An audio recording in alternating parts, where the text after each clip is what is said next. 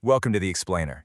Today, we're going to break down how interconnected technology is completely transforming public safety and the crucial, maybe even surprising role patents play in making it all a reality. So just think about this for a second. What if help could get to you before you even had a chance to call for it? I'm talking about a world where technology isn't just reacting to a crisis, it's actually predicting it and responding all on its own. Sounds like something out of a movie, right? Well, it's a lot closer than you might think. Okay, so to really get why this new tech is such a big deal, we first have to look at the challenges we're facing right now. Let's talk about our traditional emergency response systems. You know, in any emergency, a fire, a car crash, anything, the one thing you can't get back is time. The clock is always ticking. And our traditional systems, as good as they are, have these built-in delays. Think about it. Someone has to see what's happening, they have to make the call, an operator has to figure out what's going on and then manually dispatch help.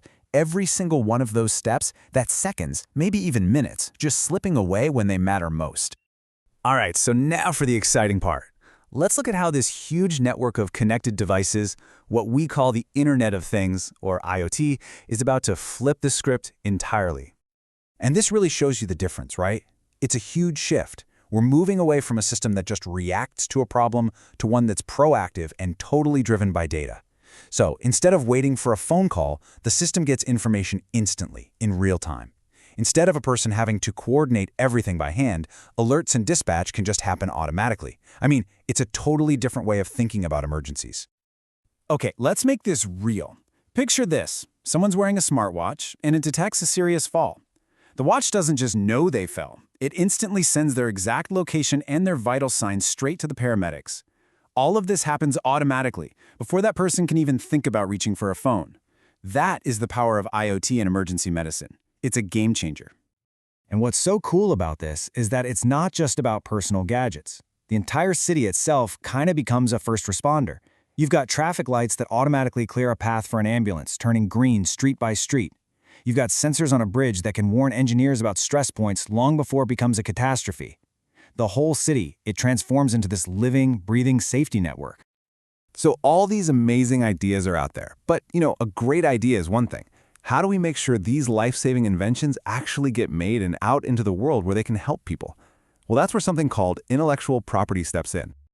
The easiest way to think about a patent is like this. It's basically the official deed to your invention.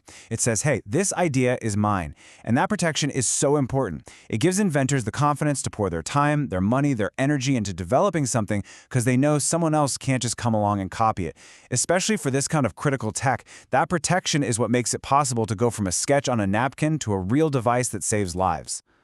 But getting a patent? Oh, it's not as simple as just filling out a form. It's a whole journey. And it's a tough one.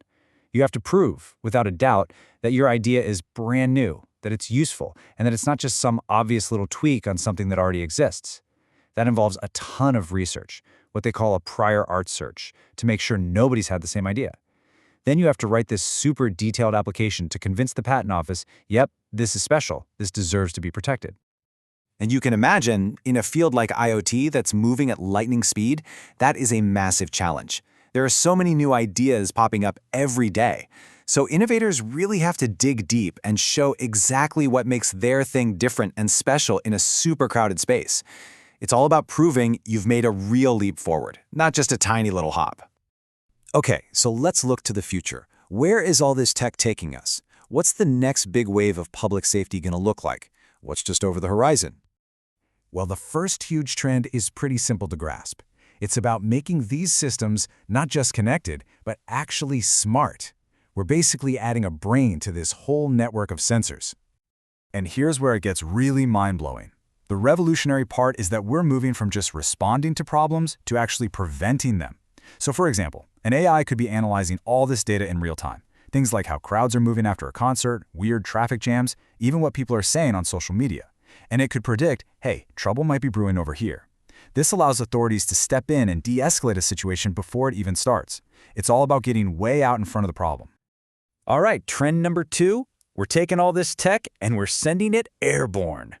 Yeah, we're talking about autonomous drones. These things are basically our eyes in the sky. They can go places that are way too dangerous or just impossible for a person to get to.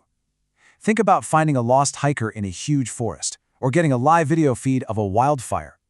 It gives responders this incredible bird's-eye view so they know exactly what they're dealing with and can make smarter, faster decisions. Okay, so let's zoom out and look at the big picture here. What does all this mean when you put it together? How do these different pieces, the IoT, the AI, the patents, how do they all connect to build a safer world for us? You know, this quote really nails it. It's not just about cool new gadgets and tech. What we're really talking about is building a community that's safer, more connected, and just more resilient when things go wrong. And that really is the key takeaway. There's this direct line, this powerful cycle. It starts with a great idea for a new piece of safety tech. Then, a patent gives that idea the protection it needs to grow and attract funding. And finally, that fully developed technology gets out into the world and actually makes us all safer. It's a beautiful loop. Innovation makes us safer, and protecting those innovations, well, that just encourages more innovation. So that leaves us with a really big question, doesn't it? As our world gets more and more connected and this technology becomes more powerful, what's the biggest challenge we're going to face in keeping it safe? I mean, how do we get all the amazing benefits of this tech while still dealing with really important issues like privacy and security? Figuring that out, that's going to be the next great challenge for all of us. Thanks for tuning in to The Explainer.